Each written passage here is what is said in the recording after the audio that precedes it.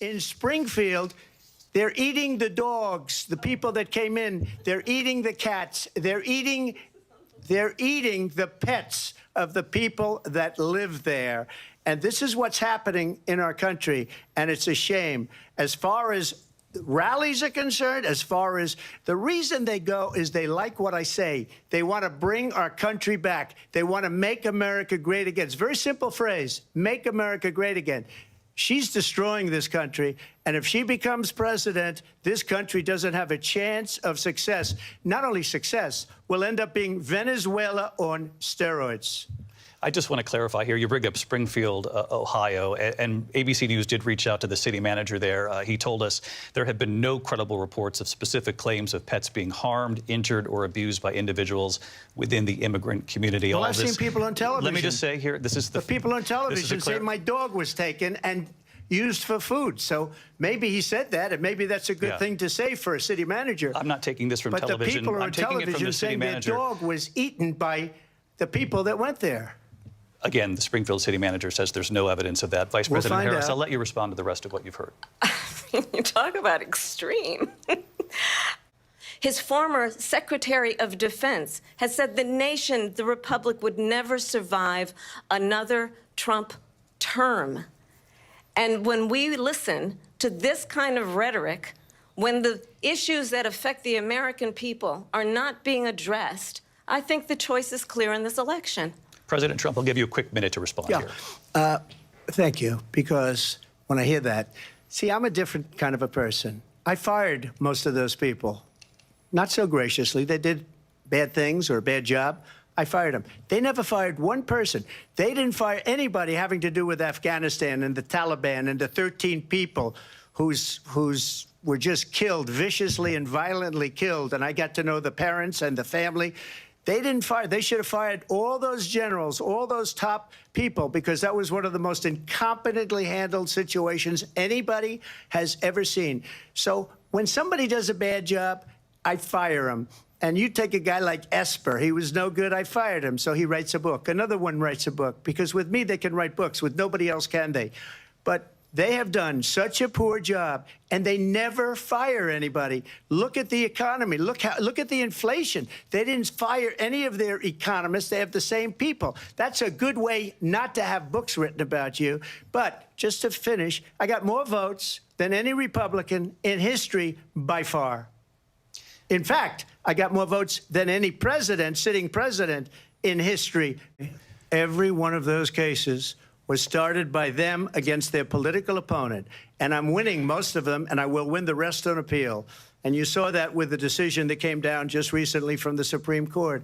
I'm winning most of them. But those are cases, it's called weaponization. Never happened in this country. They weaponized the Justice Department. Every one of those cases was involved with the DOJ, from Atlanta and Fani Willis to the Attorney General of New York and the DA in New York.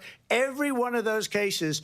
And then they say, oh, he's a criminal. They're the ones that made them go after me. By the way, Joe Biden was found essentially guilty on the documents case. And what happened in my documents case? They said, oh, that's the toughest of them all. A complete and total victory. 2 months ago, it was thrown out. It's weaponization, and they used it, and it's never happened in this country. They used it to try and win an election. They're fake cases. President Trump, thank you. This is the one that weaponized, not me. She weaponized. I probably took a bullet to the head because of the things that they say about me. They talk about democracy. I'm a threat to democracy. They're the threat to democracy with a fake Russia investigation we do have a lot that went nowhere. We have a lot to get to. She's like, she was big on defund the police. In Minnesota, she went out. Wait a minute, I'm talking now. If you don't mind, please. Does that sound familiar? She went out in Minnesota and wanted to let criminals that killed people, that burned down Minneapolis, she went out and raised money to get them out of jail. She did things that nobody would ever think of. Now she wants to do transgender operations on illegal aliens that are in prison. This is a radical left liberal that would do this. She wants to confiscate your guns, and she will never allow fracking in Pennsylvania. If she won the election, Fracking in Pennsylvania will end on day one. Mr. President, for 3.5 years after you lost the 2020 election, you repeatedly falsely claimed that you won, many times saying you won in a landslide. In the past couple of weeks leading up to this debate, you have said, quote, you lost by a whisker, that you, quote, didn't quite make it, that you came up a little bit short. I said that? Are you now acknowledging that you lost in 2020? No, I don't acknowledge that at all. But I you said did that say sarcastically. That. You know that. It was said, oh, we lost by a whisker. That was said sarcastically. Look, there's so much proof. All you have to do is look at it. And they should have sent it back to the legislatures for approval.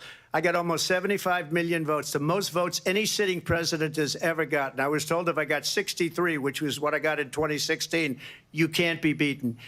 The election, people should never be thinking about an election as fraudulent. We need two things. We need walls, and we have to have it. We have to have borders, and we have to have good elections. Our elections are bad. And a lot of these illegal immigrants coming in, they're trying to get them to vote. They can't even speak English. They don't even know what country they're in practically. And these people are trying to get them to vote. And that's why they're allowing them to come into our country. I did watch all of these pieces of video. I didn't detect the sarcasm, lost by a whisker. We didn't quite make it. And we should just point out here as clarification, and you know this, you and your allies, 60 cases in front of many judges, many of them Republican. No judge looked at it. And said they there was said no we didn't have standing. Fraud. That's the other thing. They said we didn't have standing, a technicality. Can you imagine a system where a person in an election doesn't have standing? The president of the United States doesn't have standing. That's how we lost. If you look at the facts, and I'd love to have you'll do a special on it. I'll show you Georgia, and I'll show you Wisconsin, and I'll show you Pennsylvania, and I'll show you. We have so many facts and statistics, but you know what? That doesn't matter, because we have to solve the problem that we have right now. That's old news. And the problem that we have right now is we have a nation in decline, and they have put it into decline. We have a nation that is dying, David. Mr. President, thank you. Prime Minister of Hungary. They said, why is the whole world blowing up? 3 years ago, it wasn't. Why is it blowing up?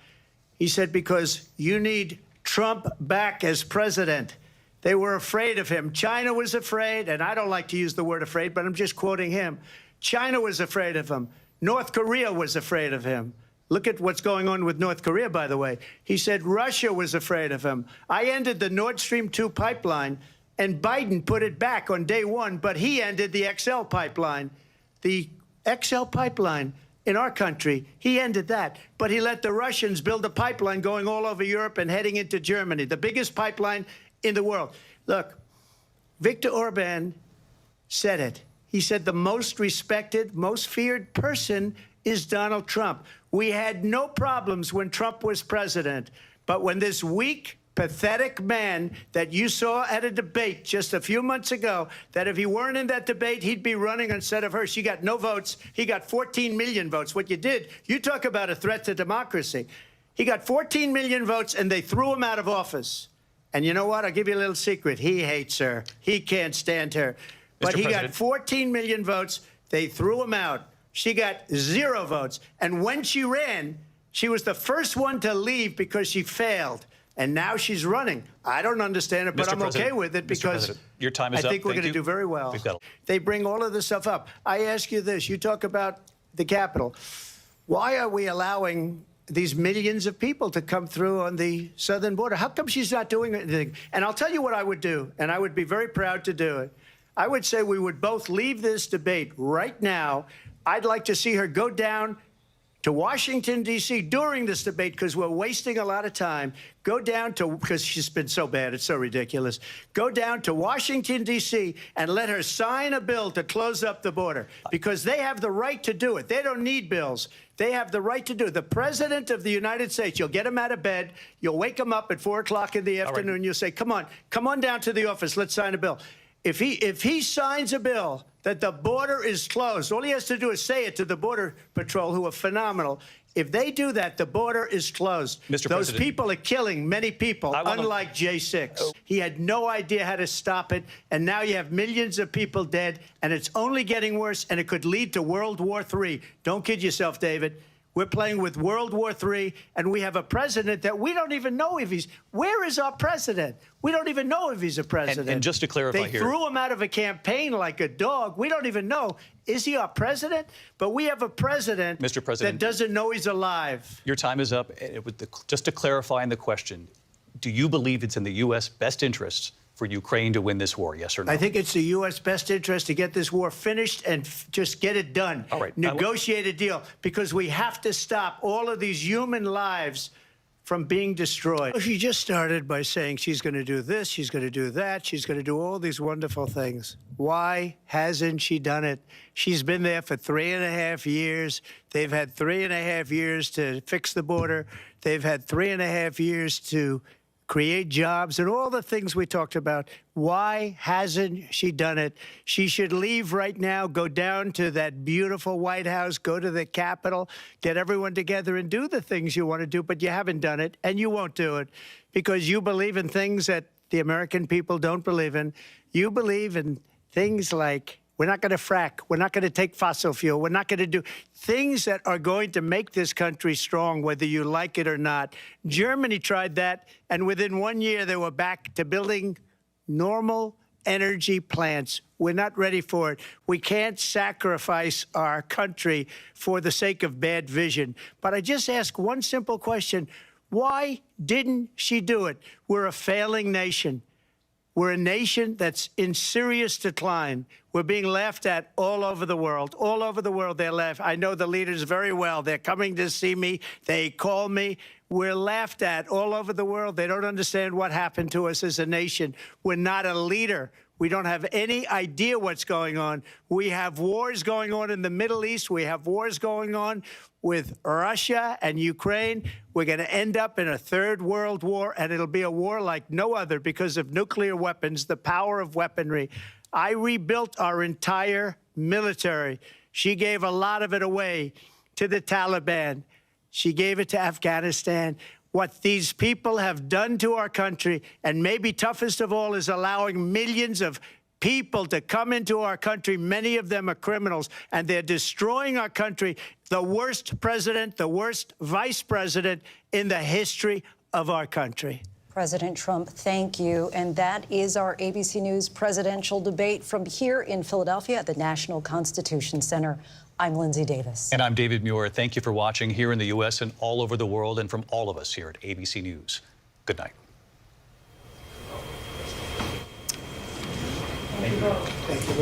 And we are here live on ABC with our post-debate.